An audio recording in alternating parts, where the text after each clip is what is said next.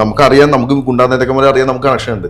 പക്ഷെ ജയിലിൽ വന്നപ്പോഴാണ് നമ്മൾ ചിന്തിക്കുന്നത്, ഇവിടെ ശരിക്കും കാവലച്ചാട്ടന്മാരെ മാത്രമേ ഉള്ളൂ, നല്ല ആൾക്കാരില്ല. ഇവിടെ രാഷ്ട്രീയക്കാർക്ക് ഗുണ്ടകളെ വേണം, പോലീസുകാർക്ക് ഗുണ്ടകളെ വേണം, ബിസിനസ്സുകാർക്ക് എല്ലാവർക്കും ഗുണ്ടകളെ വേണം. പക്ഷെ ആർക്കും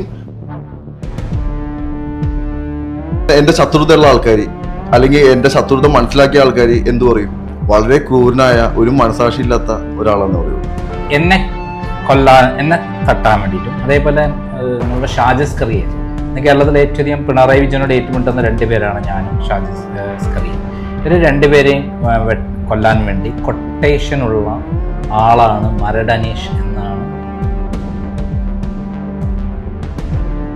ഗുണ്ടകളുള്ള രീതിയിലുള്ള ഞങ്ങൾ കഷ്ടപ്പെട്ട് ഇടിയും കൊണ്ട് സമ്പാദിച്ച കാര്യങ്ങൾ ഇവര് പോയി സിനിമയിൽ അഭിനയിച്ചിട്ട് അവർ ഹീറോ ആണ്. നമ്മുടെ അടുത്ത് ഒരു 10 പേര് വന്നാൽ നമുക്ക് ചിലപ്പോൾ 2 പേർക്ക് കാര്യങ്ങൾ നോക്കാം. ഈ 10 പേരെ കേസ് നമുക്ക് ഇടപെടാൻ പറ്റുമായിരിക്കും. പിന്നെ വന്ന കാര്യങ്ങളെല്ലാം ഇടപെടാനായിട്ട് ഞാൻ ആളല്ല. നമുക്കൊരു ജീവിതമല്ലേ ഉള്ളൂ. അത് നമുക്ക് മറ്റുള്ളവരുടെ മുമ്പിൽ അടിയറ വെക്കാൻ അല്ലെങ്കിൽ നമ്മുടെ അഭിമാനം പണയം വെച്ചിട്ട് ജീവിക്കേണ്ട ആവശ്യമൊന്നുമില്ല. അങ്ങനെ അന്നും ജീവിക്കൂല, ഇന്നും ജീവിക്കൂല, ഇനിയും ജീവിക്കൂല. നമ്മുടെ ചെറുപ്പമല്ലേ, നമുക്ക് പല പെണ്ണുങ്ങളോടും താല്പര്യം തോന്നാം. എനിക്ക് താല്പര്യം തോന്നിയ അല്ലെങ്കിൽ എനിക്ക് ഇഷ്ടപ്പെടാൻ തോന്നിയ ഒരു പെൺകുട്ടിയോട് അല്ലെങ്കിൽ എനിക്ക് സൗഹൃദം ഉണ്ടാകുന്ന ഒരു പെൺകുട്ടീനോട് ഈ പറഞ്ഞ ആൾക്കാർ എൻ്റെ അടുത്ത് ലവ് ലെറ്റർ കൊണ്ട് കൊടുക്കാൻ പറഞ്ഞാൽ അപ്പോഴത്തെ മാനസികാവസ്ഥ എന്തായിരിക്കും? എൻ്റെ മനസ്സിലെന്നും കേരളത്തിൻ്റെ ഒരു ഗുണ്ടകളുടെ മൊത്തത്തിലുള്ള ഒരു ഗോഡ് ഫാദർ എന്ന് പറഞ്ഞാൽ അത് തമാശ സ്പിരിറ്റ്. ഞാൻ വർഷങ്ങളോളം സ്പിരിറ്റ് ബിസിനസ് ചെയ്തതാണ്. എനിക്കിവിടെ ഒരുപാട് കേസുകളുണ്ട്. ചെയ്ത കാര്യങ്ങൾ തൻ്റെ അടുത്തോടെ ഞാൻ പറയും ചെയ്തതാണ്. ഞാൻ അങ്കമാലി പോയപ്പോഴാണ് അറിയണ ഏറ്റവും കൂടി കൊലപാതകം നടക്കണ കാലഘട്ടം വന്നാൽ അവിടെയാണ്. പന്നിപ്പടക്കവും ബോംബെല്ലാം ഉപയോഗിക്കണേ. ഞാൻ ചെന്നപ്പോൾ ഈ സാധനമൊക്കെ നിരത്തി വെക്കണം. അത് കഴിഞ്ഞ് തൃശ്ശൂർക്ക് പോയി, അത് കഴിഞ്ഞ് കോയമ്പത്തൂർക്ക് എന്ന്, മധുരയ്ക്ക് എന്ന്, ചെന്നൈക്ക് എന്ന്, ബാംഗ്ലൂർക്ക് എന്നപ്പോൾ ഇതിൻ്റെയൊക്കെ അളവ് കൂടിക്കൊണ്ടിരിക്കണേ. നമ്മൾ ഭക്ഷണം കഴിക്കുന്ന പാത്രവും നമ്മൾ കിടക്കുന്ന സ്ഥലവും വൃത്തിയായിട്ട് സൂക്ഷിക്കുന്ന പറഞ്ഞ ഒരാളാണ്. അതേപോലെ എൻ്റെ നാട്, എൻ്റെ സിറ്റി വെളുപ്പിച്ചാൻ കൊടുത്താനെ ഏത് ഈ സംസ്ഥാനം അല്ലായിരുന്നെങ്കിൽ. ആരും കള്ളനും കൊലപാതകയും ഗുണ്ടയുമായി ജനിക്കുന്നില്ല. സാഹചര്യമാണ് മനുഷ്യനെ അങ്ങനെയാക്കി തീർക്കുന്നത്. അങ്ങനെയുള്ള ധാരാളം ആളുകളെയും ജീവിതത്തിൽ പരിചയപ്പെട്ടിട്ടുണ്ട്. അങ്ങനെ പരിചയപ്പെട്ട ഒരാളാണ് മരട് അനീഷ്. അദ്ദേഹത്തെ പരിചയപ്പെടുന്നത് എറണാകുളം ഹൈ കമ്മീഷണർ ഓഫീസിൽ വെച്ചാണ്. അതിനൊരു കാരണമുണ്ട്. എന്നെ ജയിലിൽ വെച്ച് കൊല്ലാൻ വേണ്ടി കൊട്ടേഷൻ കൊടുത്തു എന്ന് പറഞ്ഞ് ഞാൻ കണ്ട മരട് അനീഷ് ആയിരുന്നില്ല ഞാൻ നേരിട്ട് കണ്ട മരട് അനീഷ്. അതെ, സുന്ദരനും സുമുഖനും ഒരു ഫിലിം സ്റ്റാറിനെ പോലെ ആകാര ഗംഭീരമുള്ള മരട് അനീഷ് ഇന്ന് കേരളത്തിലെ അധോലോക മാഫിയ കിങ് എന്നാണ് പലരും വിശേഷിപ്പിക്കുന്നത്. നമസ്കാരം. അതായത് താങ്കൾ ഇന്ന് കേരളത്തിൽ അധോലോക മാഫിയ കിങ് എന്നാണ് അറിയപ്പെടുന്നത്. മരട് അനീഷിനെ വിശേഷിപ്പിക്കാൻ ധാരാളം വാക്കുകളാണ് ഓൺലൈൻ ചാനലുകളിൽ അവതാരകർ പറയാറുള്ളത്. പ്രത്യേകിച്ചും ഷാജിസ് കറിയ പറഞ്ഞൊരു വാചകമാണ് എൻ്റെ മനസ്സിൽ കുറുക്കിക്കൊള്ളുന്നത്. അതായത് താങ്കൾ ഒരു കാര്യം ഏറ്റെടുത്താൽ പോലീസിനേക്കാളും രാഷ്ട്രീയക്കാരെക്കാളും ഭരണത്തിലുള്ള ആൾക്കാരെക്കാളും കാര്യം നടത്തിയിരിക്കും, ഒരു വിട്ടുവീഴ്ച ചെയ്യില്ല, അതോടൊപ്പം മനുഷ്യസ്നേഹിയാണ്, കാരുണ്യമുള്ള ആളാണെന്നാണ് താങ്കളെ പറ്റി പറഞ്ഞത്.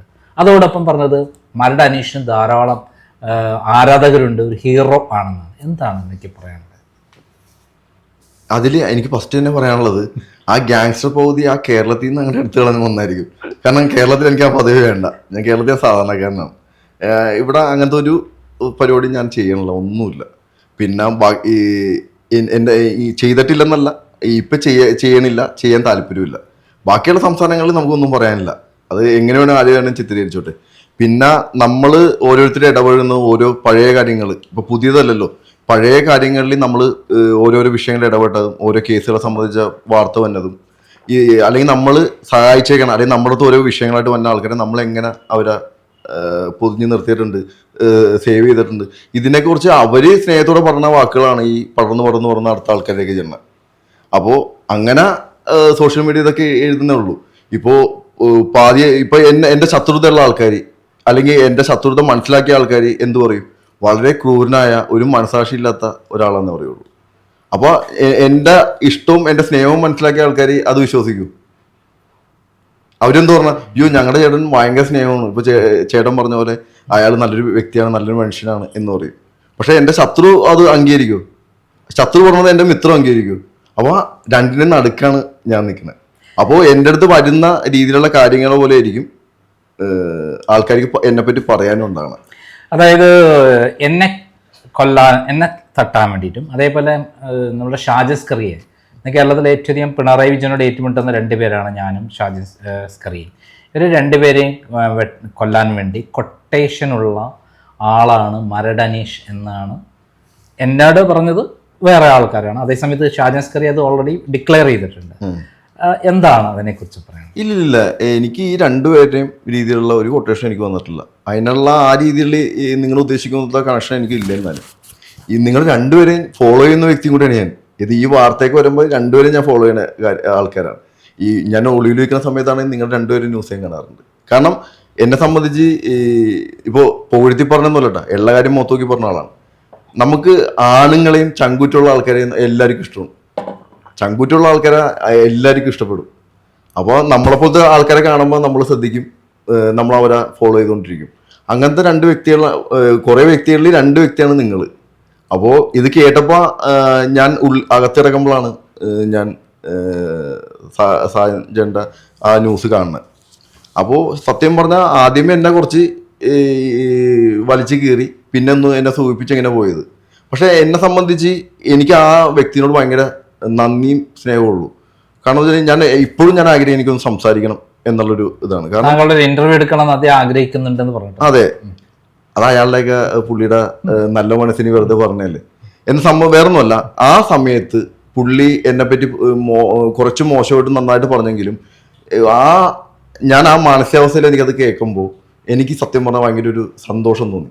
കാരണം ഞാൻ ഹോസ്പിറ്റലും കാര്യങ്ങളിലൊക്കെ ആയിട്ട് നിൽക്കുമ്പോഴും എനിക്ക് ഭയങ്കരമായിട്ടൊരു, കാരണം നമ്മളെ കുറേ പേര് ശ്രദ്ധിക്കുന്നുണ്ടല്ലോ, അല്ലെങ്കിൽ ഓപ്പണായിട്ട് ചീത്ത പറഞ്ഞിട്ടാണെങ്കിലും അയാൾക്ക് നല്ലത് വരട്ടെ എന്ന് പറയാനുള്ളൊരു നല്ല മനസ്സ് കാണിച്ചല്ല. അപ്പോൾ ശരിക്കും പറഞ്ഞാൽ എനിക്കത് വിളിച്ച് ഒരു പ്രാവശ്യം ഒരു നന്ദി പറഞ്ഞെങ്കിലും ഉണ്ടായത്. എനിക്കുള്ളൊരു കുഴപ്പമെന്ന് പറഞ്ഞിട്ടുണ്ടെങ്കിൽ ആവശ്യമുള്ള കാര്യങ്ങൾ ആവശ്യമുള്ള സമയത്ത് ചെയ്യൂല, അതിങ്ങനെ നീണ്ടു പോകും. അതാണ് എൻ്റെ തെറ്റ്. ഇല്ലെങ്കിൽ ഇതിനു മുമ്പ് ഞാൻ അദ്ദേഹത്തിനോട് നന്ദി പറഞ്ഞേനെ, താങ്കളോട് നന്ദി പറഞ്ഞേനെ.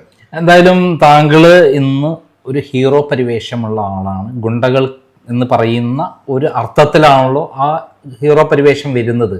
അതെന്തുകൊണ്ടാണ് താങ്കൾക്ക് ഇത്രയധികം ഹീറോ പരിവേഷം വരുന്നത്? ചേട്ടാ, ഞാൻ 5 കൊല്ലം ജയിലിൽ കിടന്നു, ഒരു മർഡർ കേസിൽ കിടന്നു. അപ്പോൾ 2018 ഞാൻ പുറത്തിറങ്ങണം. അപ്പം നമ്മൾ അതുവരെ ഞാൻ 2.5 കൊല്ലം കേരള ജയിലിലാണ് കിടന്നത്. അതിന് മുമ്പ് തമിഴ്നാട് ജയിലിലും ഇതൊക്കെയായിരുന്നു. അപ്പോൾ അവിടെ നമ്മൾ തമിഴ്നാടും കർണാടക ആകുമ്പോൾ നമ്മൾ അവിടുത്തെ കാര്യങ്ങളും അവിടുത്തെ ചിന്തകളും മാത്രമേ ഉള്ളൂ. ഇവിടുത്തെ പറ്റി നമ്മൾ സ്വപ്നത്തിൽ പോലും ചിന്തിക്കാനുള്ള. ഇവിടെ നമ്മൾ വന്നു കഴിഞ്ഞപ്പോൾ നമ്മൾ ഈ കേരളത്തിനെ പറ്റി വീണ്ടും നമുക്കറിയാം, നമുക്ക് ഗുണ്ടാനേതാക്കന്മാരെ അറിയാം, നമുക്ക് കണക്ഷൻ ഉണ്ട്. പക്ഷെ ജയിലിൽ വന്നപ്പോഴാണ് നമ്മൾ ചിന്തിക്കുന്നത്, ഇവിടെ ശരിക്കും കാവലച്ചാട്ടുമാരെ മാത്രമേ ഉള്ളൂ, നല്ല ആൾക്കാരില്ല. ഇവിടെ രാഷ്ട്രീയക്കാർക്ക് ഗുണ്ടകളെ വേണം, പോലീസുകാർക്ക് ഗുണ്ടകളെ വേണം, ബിസിനസ്സുകാർക്ക് എല്ലാവർക്കും ഗുണ്ടകളെ വേണം.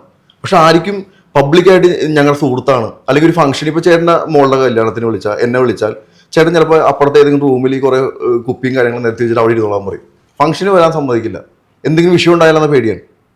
അപ്പോൾ അത് ശരിയല്ലല്ലോ എന്നുള്ള ചിന്ത വന്നു. കാരണം കറിവേപ്പില പോലെ എന്നാൽ ആർക്കും ആവശ്യമില്ല. അതെന്തുകൊണ്ട് ഇപ്പം ഈ ഗുണ്ടകളുടെ രീതിയിലുള്ള ഞങ്ങൾ കഷ്ടപ്പെട്ട് ഇടിയും കൊണ്ട് സമ്പാദിച്ച കാര്യങ്ങൾ ഇവര് പോയി സിനിമയിൽ അഭിനയിച്ചിട്ട് അവർ ഹീറോ ആണ്, അവരെ ആരാധിക്കുന്ന ആൾക്കാരുണ്ട്. അപ്പൊ ഒറിജിനൽ ചെയ്യുന്ന ആൾക്കാരെ എന്തുകൊണ്ട് ആരാധന വന്നില്ല? അത് മാറ്റി പിടിക്കണം എന്നൊരു ചിന്ത വന്നു. അപ്പൊ ശരിക്കും തോന്നിയപ്പോൾ ഈ ഗുണ്ടകൾക്ക് തന്നെയാണ് വിഷയം. ഇവര് എവിടെയെങ്കിലും ചെന്നാൽ അവർ ഗുണ്ടകളാണെന്ന് അറിയിക്കണം. അപ്പൊ തന്നെ നല്ലൊരു സമാധാനമുള്ളൂ. അപ്പൊ എനിക്ക് തോന്നി അത് ശരിയല്ല. അങ്ങനെയാണ് ഈ ഗുണ്ടകൾക്കൊരു സ്റ്റാൻഡേർഡ് ഉണ്ടെന്നും ഗുണ്ടകളും ഹീറോ ആണെന്ന് നമ്മളിവിടെ കാണിച്ചു കൊടുത്തില്ലേ. ഗുണ്ടകളെ ഇന്റർവ്യൂ എടുക്കാം എന്ന് നമ്മൾ കാണിച്ചു കൊടുത്തു. അപ്പൊ നമ്മൾ വരും തലമുറകൾക്ക് ഇതേപോലെ വരണം, ഇനി ഒരിക്കലും വരില്ല. പക്ഷെ വന്നുണ്ടെങ്കിൽ ഇതൊക്കെ അനുകരിക്കട്ടെ, എന്നാലും ഇന്നത്തെ കാലത്ത് പിടിച്ചിരിക്കാൻ പറ്റുള്ളൂ. കാരണം ലോ ക്ലാസ്സിലേക്ക് പോയിട്ട് കാര്യമില്ല. അതായത് കായംകുളം കൊച്ചുണ്ണി എന്ന് പറയുന്ന ഒരു കള്ളനെ കുറിച്ച് നമ്മൾ കഥ കേട്ടിട്ടുണ്ട്. അതെ, അദ്ദേഹം പാവപ്പെട്ടവർക്ക് വേണ്ടി പണമുള്ള ആൾക്കാരെ പൈസ പിടിച്ചെടുക്കുകയും എന്നിട്ട് പാവപ്പെട്ടവർക്ക് കൊടുക്കും. അതേപോലെയുള്ള ഒരു പ്രകൃതമാണ് മരട് അനീഷിന്. പാവപ്പെട്ടവരെ സഹായിക്കണം എന്നുള്ള ഒരു ചിന്താഗതിയാണ് എന്നൊക്കെയാണ് പ്രചരണം. ഇത് എത്രമാത്രം സത്യാവസ്ഥ? ഇപ്പം നമ്മുടെ അടുത്ത് ഒരു 10 പേര് വന്നാൽ നമുക്ക് ചിലപ്പോൾ 2 പേർക്ക് കാര്യങ്ങളൊക്കെ നോക്കാൻ പറ്റുള്ളൂ. ഈ 10 പേരെ കേസ് നമുക്ക് ഇടപെടാൻ പറ്റുമായിരിക്കും. പിന്നെ വന്ന കാര്യങ്ങളെല്ലാം ഇടപെടാനായിട്ട് ഞാൻ ആളല്ല. ഇപ്പോൾ ഒരാൾ സങ്കടപ്പെട്ട് വരുമ്പോൾ നമുക്കിപ്പോൾ നമ്മുടെ കയ്യിൽ പൈസ ഉണ്ടെങ്കിൽ നമ്മൾ എന്താ ഫസ്റ്റ് ചെയ്യണേ? ആ സങ്കടപ്പെട്ട ആൾക്ക് ആ സാമ്പത്തിക ബുദ്ധിമുട്ട് അങ്ങ് തീർത്തു കൊടുക്കും, പിന്നെയുള്ള ബാക്കിയുള്ള കാര്യങ്ങൾ. അപ്പോൾ അവരെ സംബന്ധിച്ച് അവരത് പ്രതീക്ഷിക്കണില്ല. അവരൊരു സങ്കടം പറഞ്ഞ് ആ ഒരു വിഷയം പറയാനാ വന്നെ. അപ്പോൾ നമ്മളിത് ചെയ്തു കൊടുക്കുമ്പോൾ അവർക്ക് സന്തോഷമാണ്. അപ്പോൾ അവർ മറ്റുള്ളവരടുത്ത് പോയി എന്താ പറയണേ? ഓ, അനീഷേട്ടൻ ഇങ്ങനെ വന്നു, ഞാൻ ആ വിഷയം തീർത്തില്ലെന്നല്ല, അവരെ ഞാൻ സഹായിച്ചു എന്നുള്ളതാണ്. അവർക്ക് ശരിക്കും ആ സാമ്പത്തിക ബുദ്ധിമുട്ടാണല്ലോ തന്നെ, അത് എന്നെ കൊണ്ട് പറ്റാവുന്ന രീതിയിൽ ഞാൻ സഹായിക്കുന്നു. അങ്ങനെ പല കാര്യങ്ങളിലും നമ്മൾ സഹായിക്കുന്നു. ഇതൊക്കെ സഹായിക്കുന്നു പറഞ്ഞാൽ ചിലപ്പോൾ എൻ്റെ പൈസ ആയിരിക്കില്ല, എന്നെ ഇഷ്ടപ്പെടുന്ന കുറേ ആൾക്കാരുണ്ടല്ലോ. അപ്പോൾ അവരോട് നമ്മൾ ഷെയർ ചെയ്യുമ്പോൾ ഓ ഞങ്ങൾ ചെയ്തോളാം, അല്ലെ ഇത് ചെയ്തോളാം. അപ്പോൾ ഇത് അവരാണ് ചെയ്യുന്നത്, ഇവരോട് പറയേണ്ട ആവശ്യമില്ല. ഞാൻ ദൈവത്തിനോട് പറഞ്ഞാൽ മതിയല്ല, ആ നല്ല കാര്യം ചെയ്തത് ഇന്നാളാണ്, അവന് വേണ്ടി കൂടി. താങ്കൾ ദൈവവിശ്വാസിയാണ്? തീർച്ചയായിട്ടും. ദൈവം പിന്നെ നമുക്ക് ഇത്രയും നല്ലൊരു ജീവിതവും നല്ല ശരീരവും ഇതെല്ലാം ചേട്ടൻ പറഞ്ഞ പോലെ സുന്ദരനായ ആരോഗ്യമുള്ള ഒരു വ്യക്തിയായിട്ട് എന്നെ ജനിപ്പിച്ച്, പിന്നെ ആ ദൈവത്തിന് നന്ദി പറയാണ്ട് എന്ത് പറയാനാ? അങ്ങനെയുള്ള മരടനീഷ് എങ്ങനെയാണ് ഒരു ഗുണ്ട നേതാവായത്? ആ രംഗത്തേക്ക് വന്നത്, അതായത് ആരും ഗുണ്ടകളായി ജനിക്കാൻ താല്പര്യമുണ്ടായി കൊണ്ടല്ല, സാഹചര്യത്തിലാണ് അങ്ങനെയായിത്തീരുന്നത്. അങ്ങനെ ഒരു സിനിമയും കൂടെ ഉണ്ടല്ലോ, കിരീടത്തിൽ. സേതുമാധവൻ ഒരിക്കലും ഒരു ഗുണ്ടയെ ആവാൻ ആഗ്രഹിച്ച ആളാണ്, ഒരു പോലീസ് ഓഫീസറുടെ മകൻ. അത് സാഹചര്യത്തിൽ അച്ഛനെ രക്ഷിക്കാൻ വേണ്ടിയിട്ടുള്ള ഇതിൽ ഗുണ്ടയെ മാറി, പിന്നെ അവിടുത്തെ നേതാവായി മാറി. താങ്കൾക്കുള്ള അനുഭവം എന്താണ്? എങ്ങനെയാണ് താങ്കൾ ഒരു ഗുണ്ട നേതാവായത്? ചെറുപ്പത്തിലുള്ള ചെറിയ ചെറിയ വിഷയങ്ങളിൽ ഇടപെട്ട്, അതായത് എനിക്ക് ക്രിക്കറ്റ് ഭ്രാന്തനാണ് ഞാൻ. അപ്പോൾ എല്ലാ ദിവസവും എനിക്ക് ക്രിക്കറ്റ് കളിച്ച് അത്രയും സന്തോഷമുള്ള വ്യക്തിയാണ്. അപ്പോൾ അന്ന് നമ്മൾ ശനിയും ഞായറൊക്കെ ക്രിക്കറ്റ് കളിക്കാൻ പോകും. അപ്പോൾ കൂടെയുള്ള പിള്ളേർ നമ്മളെല്ലാവരും കൂടി പൈസയൊക്കെ ഇട്ടിട്ടാണ് ഇത് ചെയ്യണത്. അപ്പോൾ അവിടെ ഞങ്ങൾ കളിക്കുന്ന ഗ്രൗണ്ടുകളിൽ ചുറ്റും ഈ കുറേ ലോക്കൽ ഗുണ്ടകളുണ്ടായിരുന്നു. അപ്പോൾ അവരുടെ അനിയന്മാർ കളിക്കാനുണ്ട്. അങ്ങനെ അവർ തമ്മിലുള്ള ഈ കളിക്കിടയിലുള്ള വിഷയങ്ങൾ തുടങ്ങിയാണ്. അതിൽ ചേട്ടന്മാരെ ഇടപെട്ടു. എനിക്ക് 15-16 വയസ്സുള്ള പയ്യനാണ്. അതിൽ മൂത്ത ആൾക്കാരെ ഇടപെടേണ്ട ആവശ്യമില്ല, പിള്ളേർ തമ്മിൽ തീർക്കുമെന്ന് വിചാരിച്ചാൽ മതി. പക്ഷെ അത് അവർ ഈ മദ്യത്തിൻ്റെയൊക്കെ വിഷയം ഇതാണ്. മദ്യമൊക്കെ അടിച്ച് കഴിഞ്ഞാൽ കൊച്ചെന്ന വലുതൊന്നും ഇല്ലല്ലോ. അവർ നമ്മളോട് പ്രതികരിക്കാൻ തുടങ്ങി. അവരെന്തോ എന്നെ ശത്രുവായിട്ട് കണ്ട് എന്നോട് ഇത് ചെയ്യുന്ന പറയുമ്പോൾ നമ്മൾ ജീവന് വേണ്ടിയിട്ട് പ്രതികരിച്ചതാണ്. അങ്ങനെ തുടങ്ങി വന്ന സംഭവങ്ങളാണ്. ലാസ്റ്റ് നമ്മളിങ്ങനെ ആയി. അതായത് ജീവന് വേണ്ടിയിട്ടുള്ള ഒരു പോരാട്ടത്തിലാണ്. ക്രിക്കറ്റ് കളിയുമായി ബന്ധപ്പെട്ട ക്രിക്കറ്റ് ഭ്രാന്തനായിരുന്ന ജീവിതം എന്ന് പറഞ്ഞാൽ നമുക്കൊരു ജീവിതമല്ലേ ഉള്ളൂ. അത് നമുക്ക് മറ്റുള്ളവരുടെ മുമ്പിൽ അടിയറ വെക്കാൻ അല്ലെങ്കിൽ നമ്മുടെ അഭിമാനം പണയം വെച്ചിട്ട് ജീവിക്കേണ്ട ആവശ്യമൊന്നുമില്ല. അങ്ങനെ അന്നും ജീവിക്കൂല, ഇന്നും ജീവിക്കൂല, ഇനിയും ജീവിക്കൂല. നമുക്ക് സ്വതന്ത്രമായിട്ട് സന്തോഷത്തോടെ ചിരിച്ച് നമുക്ക് മനസ്സമാധാനത്തോടെ മുമ്പോട്ട് പോകാൻ പറ്റണം. അതിനെന്തെങ്കിലും ഒരു ബുദ്ധിമുട്ട് വന്നു കഴിഞ്ഞാൽ അത് സഹിച്ചിട്ട് പോകാനുള്ള മാനസികാവസ്ഥയൊന്നും എനിക്കില്ല. അത് അങ്ങനെ ക്രിക്കറ്റ് കളിയുമായി ബന്ധപ്പെട്ട ഒരു തർക്കമാണ് താങ്കളെ അവിടെ വില്ലനാക്കി മാറ്റിയത്. അതെ, ചിലപ്പോൾ പ്രതി നായകനുമാവാം. അതെങ്ങനെ പിന്നീട് ഗുണ്ടാ പ്രവർത്തനത്തിലേക്ക് വഴുതി മാറിപ്പോയി? വഴുതി മാറിയെന്നുണ്ടെങ്കിൽ ഈ ഓൾറെഡി അവർ ഗുണ്ടകളാണല്ലോ. അവരോട് ഞാൻ എതിർത്ത് നിൽക്കുമ്പോൾ ഇവർക്ക് ഓപ്പോസിറ്റുള്ള ആൾക്കാർ എൻ്റെ കൂടെ വരുമല്ലോ, എന്നെ സപ്പോർട്ട് ചെയ്ത് വരുമല്ലോ. അങ്ങനെ ഒരു ഗ്യാങ് ഞങ്ങളുടെ ഉണ്ടായിരുന്നു. അപ്പോൾ അവരെ സപ്പോർട്ടും കൂടി എനിക്കുണ്ടായിരുന്നു. ഞാനിതെല്ലാം ചെയ്ത് കഴിഞ്ഞപ്പോൾ എനിക്ക് അവരുടെ സപ്പോർട്ട് കിട്ടി. എനിക്ക് തോന്നുന്നു അതിനു മുമ്പ് എനിക്ക് അവരുടെ സപ്പോർട്ട് കിട്ടിയെങ്കിൽ എനിക്ക് ഇത്രയും ചെയ്യേണ്ടി വരില്ലായിരുന്നു എനിക്ക് തോന്നുന്നത്. അതായത് നമ്മുടെ കിരീടം സിനിമയിൽ സേതുമാധവൻ ഒരു നിരപരാധിയായ ഒരു കഥാപാത്രമായിരുന്നു. സാഹചര്യം കൊണ്ട് ഗുണ്ടയായപ്പം പിന്നെ ഗുണ്ടാ നേതാവായി. അതേ സാഹചര്യം തന്നെയാണോ താങ്കൾ? ഒരിക്കലും ഈ അങ്ങനത്തെ അത്രയും മനോഹരമായ ഒരു അല്ല, ഇവിടെ അതേപോലെ താങ്കൾ ഒരു ക്രിക്കറ്റ് കളിയുമായി ബന്ധപ്പെട്ട ഒരു കാര്യത്തിൽ ചില ഗുണ്ടകളുമായി ഏറ്റുണ്ടായിരുന്നു. പ്രത്യേകിച്ച് മരടിൽ കുറെ ഗുണ്ടകളുള്ള ഏരിയയാണ്. ഇതിൽ സംഭവം എന്ന് വെച്ചിട്ടുണ്ടെങ്കിൽ നമ്മുടെ ചെറുപ്പമല്ലേ, നമുക്ക് പല പെണ്ണുങ്ങളോടും താല്പര്യം തോന്നാം. എനിക്ക് താല്പര്യം തോന്നിയ അല്ലെങ്കിൽ എനിക്ക് ഇഷ്ടപ്പെടാൻ തോന്നിയ ഒരു പെൺകുട്ടിയോട് അല്ലെങ്കിൽ എനിക്ക് സൗഹൃദം ഉണ്ടാകുന്ന ഒരു പെൺകുട്ടീനോട് ഈ പറഞ്ഞ ആൾക്കാർ എൻ്റെ അടുത്ത് ലവ് ലെറ്റർ കൊണ്ടിട്ട് കൊണ്ടുപോയി കൊടുക്കാൻ പറഞ്ഞാൽ അപ്പോഴത്തെ മാനസികാവസ്ഥ എന്തായിരിക്കും? പ്രതികരിക്കില്ലേ? പ്രതികരിച്ചു പോയി. ഞാൻ സാധാരണക്കാരനാണ്, അത് പ്രതികരിച്ചു പോയി. അതെൻ്റെ ഒരു തെറ്റാണെന്ന് അവർക്ക് തോന്നി. അതിനു വേണ്ടിയിട്ട് ഞാൻ കൊടുക്കേണ്ടി വന്നത് എൻ്റെ ജീവിതമാണ്. അപ്പോൾ അതിനുവേണ്ടി മറ്റുള്ളവരെല്ലാം ചാർത്തി തന്നൊരു പട്ടോ മരടനീഷ്. പിന്നെ അതിൽ മരടുള്ളതുകൊണ്ട് ഞാൻ സഹിച്ച്, എൻ്റെ നാടല്ലേ. അത് അഭിമാനത്തോട് കൂടിയിട്ടാണോ? സത്യം. എൻ്റെ മരട് എന്ന് പറഞ്ഞാൽ പണ്ട് മരടിലെ വെടിക്കെട്ടും പിന്നെ പുറത്ത് മരടനീഷും ഉണ്ടായിരുന്നുള്ള 2 ഇതുണ്ടായിരുന്നുള്ളൂ. എൻ്റെ പഞ്ചായത്ത്, എൻ്റെ നാട്. കാരണം ഞാൻ ഓടി കളിച്ച് എൻ്റെ കുട്ടിക്കാലം. കാരണം എൻ്റെ കുട്ടിക്കാലം എന്ന് പറഞ്ഞാൽ സങ്കടവും സന്തോഷവും എല്ലാം കൂടിക്കലർന്നാണ്. ഇവിടെ ധാരാളം ഈ ഗുണ്ട സംഘങ്ങൾ ഉണ്ടായിരുന്നു. പലരും ഇതേപോലെയൊക്കെ സാഹചര്യത്തിൽ വന്നായിരിക്കാം, പക്ഷെ ഗുണ്ടകളായി മാറി. അവരെയൊക്കെ കടത്തി വെട്ടിക്കൊണ്ട് മരട് അനീഷ് കേരളത്തിലെ നമ്പർ 1 ആയി മാറിയത് എങ്ങനെയാണ്? വ്യക്തിത്വം എന്ന് പറഞ്ഞ സാധനമാണ് എന്തിലും. അത് വളരെ ഇതാണ്. അതിനിപ്പോൾ നമ്മൾ ഈ സിനിമ ഡയലോഗ് അടിക്കണമെങ്കിൽ 5 ഡയലോഗ് അടിക്കുക, തന്തയ്ക്ക് ഉറക്കണമെന്നൊക്കെ, നല്ല തന്തയ്ക്ക് ഉറക്കണമെന്നൊക്കെ പറയാം. അത് ഞാൻ ആരെയും ആക്ഷേപിക്കണമല്ല. ഓരോരുത്തരുടെ ഒരു കപ്പാസിറ്റി ഉണ്ടാവുമല്ലോ. ഇപ്പോൾ ഒരാൾക്ക് ആ കപ്പാസിറ്റി അനുസരിച്ച് ഉയരാൻ പറ്റുള്ളൂ. ഇപ്പോൾ ഇവിടെ ഈ പൊട്ടക്കുളത്തിലെ തവളേനെ പോലെ ഇവിടെയുള്ള ആൾക്കാർ, ഇവരുടെ ചിന്ത ഇവരാണ് ഏറ്റവും വലിയ. എനിക്കും അങ്ങനെ ഒരു ചിന്ത ഉണ്ടായിരുന്നു എറണാകുളത്ത്. കാരണം ഹൈക്കോടതിയിൽ ഇവിടെ ഇരിക്കുന്നതുകൊണ്ട് എല്ലാ ആൾക്കാരും ഇവിടെ തന്നെ ഏറ്റവും നല്ല സിറ്റി കേരളത്തിലാണ്. അപ്പോൾ നമ്മളാണ് ഇവിടുത്തെ ഏറ്റവും നമ്പർ 1 ആണ്. അങ്ങനെയൊക്കെ ചിന്തിച്ചൊരു കാലഘട്ടമുണ്ട്. ഞാൻ അങ്കമാലി പോയപ്പോഴാണ് അറിയണം ഏറ്റവും കൂടുതൽ കൊലപാതകം നടക്കുന്ന കാലഘട്ടം വന്നാൽ അവിടെയാണ്. പന്നിപ്പടക്കവും ബോംബെല്ലാം ഉപയോഗിക്കണേ. ഞാൻ ചെന്നപ്പോൾ ഈ സാധനമൊക്കെ നിരത്തി വെക്കണേ. അപ്പം ഞാൻ ആലോചിക്കണേ, ഇത്രയും വർഷം ഞാൻ എറണാകുളത്ത് കിടന്നിട്ട് അതിൻ്റെ ഒരു മൂലയാണ് ഈ അങ്കമാലി. ഈ അവിടെ കിടന്നിട്ട് ഞങ്ങളാണ് വലിയ ആൾക്കാരെന്ന് പറഞ്ഞാൽ അഹങ്കരിച്ചുകൊണ്ടിരുന്നത്. ഇവരൊക്കെ മുമ്പിൽ നമ്മളെന്ത്. അപ്പോൾ ഞാൻ തിരിച്ചു പോകണേ, അവിടെ കിടക്കണ ആ ഊളകളൊക്കെ ഇപ്പോഴും ഇതെല്ലാം ചിന്തിച്ചുകൊണ്ടിരിക്കണേ, അവരാണ് വലിയ ആൾക്കാരെന്നും പറഞ്ഞ്. ഇവിടെ ഉണ്ട്. അത് കഴിഞ്ഞ് തൃശ്ശൂർക്ക് പോയി, അത് കഴിഞ്ഞ് കോയമ്പത്തൂർക്ക് എന്ന്, മധുരയ്ക്ക് എന്ന്, ചെന്നൈക്ക് എന്ന്, ബാംഗ്ലൂർക്ക് എന്നപ്പോൾ ഇതിൻ്റെയൊക്കെ അളവ് കൂടിക്കൊണ്ടിരിക്കണേ. അപ്പം ഞാൻ ആലോചിക്കണേ, എത്ര താഴെയാണ് നമ്മുടെ കേരളത്തിലെ ആൾക്കാരും ഗുണ്ടകളും, അല്ലെങ്കിൽ കേരളത്തിലെ ഗുണ്ടകൾ എന്ന് പറഞ്ഞ ആൾക്കാർ എന്താണ് എന്നാണ് ആലോചിക്കണേ. അതായത് താങ്കൾ ഇപ്പം പറഞ്ഞ പ്രകാരം താങ്കൾ മരടുന്ന് ഒരു ഏറ്റുമുട്ടലിലൂടെ തുടങ്ങി സ്വന്തം സ്നേഹിക്കുന്ന ഒരു പെണ്ണിന്റെ വിഷയത്തിൽ, സ്നേഹിക്കുന്ന പെണ്ണല്ല, എല്ലാം കൂടി ഞാൻ മിക്സ് ചെയ്ത് പറഞ്ഞതേ ഉള്ളൂ. അല്ലാണ്ട് ഒരു പെണ്ണിന് വേണ്ടി ഒന്നല്ല. കളിയുടെ ഇടയിൽ പല സംഭാഷണങ്ങളും തന്നെ പല കാര്യങ്ങളും തന്നെ കൂട്ടിയാണെങ്കിൽ ഒരു വിഷയമായി. അങ്ങനെയുള്ള ഒരു ചെറിയ സംഭവത്തിൽ നിന്ന്, ചെറിയ സംഭവമാണല്ലോ ഇപ്പം നോക്കുമ്പോൾ, അതെ, ആ ചെറിയ സംഭവത്തിൽ നിന്ന് ഇത്രയും കേരളം വിട്ട് തമിഴ്നാട്ടിലും അതേപോലെ കർണാടകയിലും മറ്റു ആന്ധ്രാപ്രദേശിലും അടക്കമുള്ള സ്റ്റേറ്റുകളിലേക്ക് അടക്കം വ്യാപിച്ച ഒരു ഗുണ്ടാ നേതാവായി വളർന്നത് എങ്ങനെയാണ് ചേട്ടാ? അതായത് ഇപ്പോൾ എല്ലാവരും ചോദിക്കും വാളെടുത്തവൻ വാളാലെന്ന് പറയും.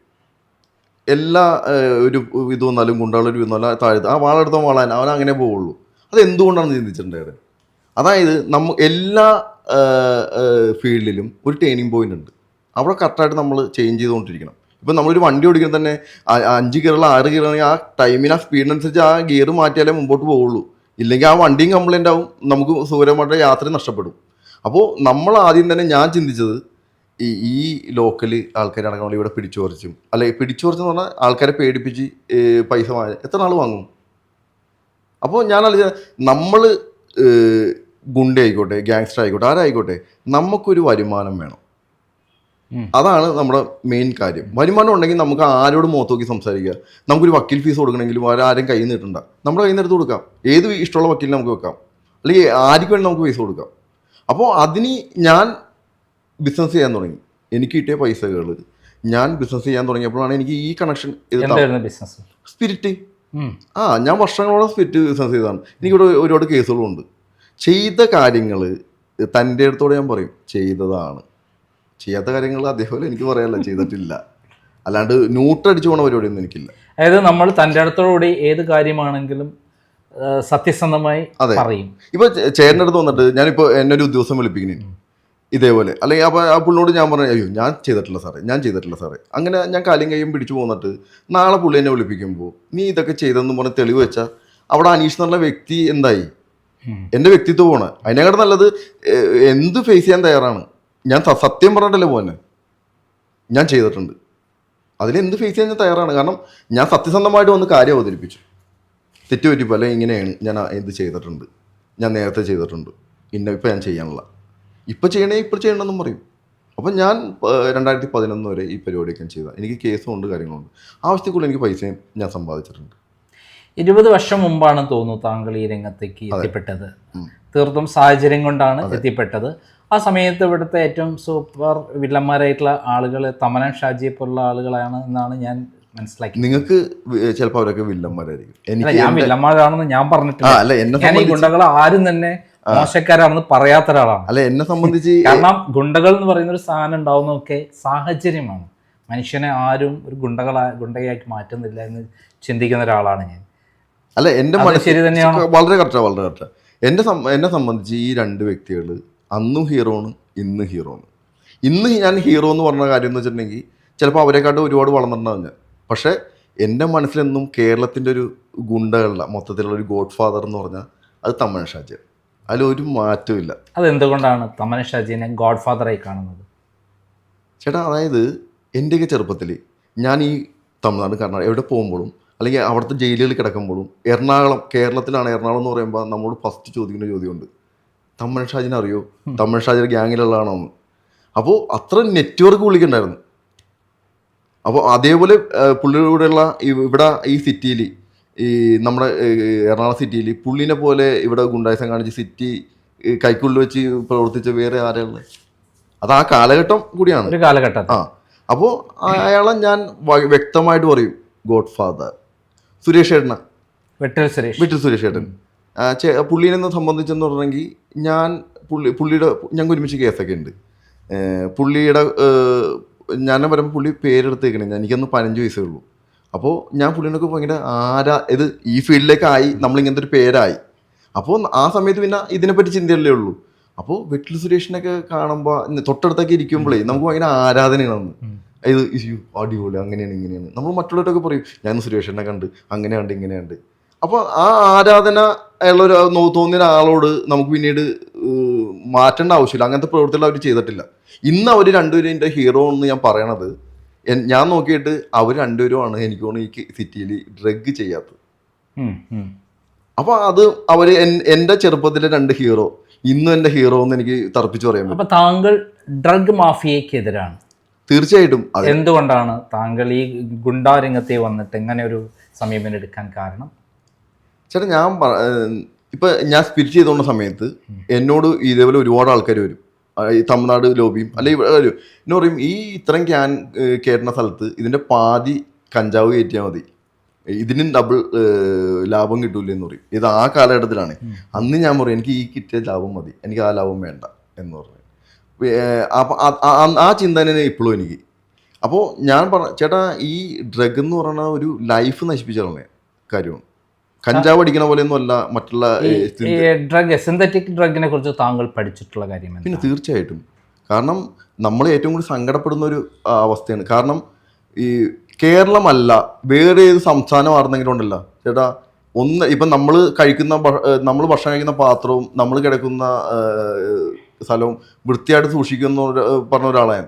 അതേപോലെ എൻ്റെ നാട്, എൻ്റെ സിറ്റി വെളുപ്പിച്ചാൻ കൊടുത്താനെ ഈ സംസ്ഥാനം അല്ലായിരുന്നെങ്കിൽ എനിക്കത് മണിക്കൂറിൻ്റെ സമയം മതി. പക്ഷെ ഇവിടുത്തെ സിറ്റുവേഷൻ എല്ലാവരും കൂടി കിടന്നു പോയി. ഇവിടെ ഒന്നും ചെയ്യാൻ പറ്റില്ല. ഇവിടെ പോലീസിനെ കൊണ്ട് പോലും മര്യാദക്ക് അത് ഓപ്പറേറ്റ് ചെയ്യാൻ പറ്റണില്ല.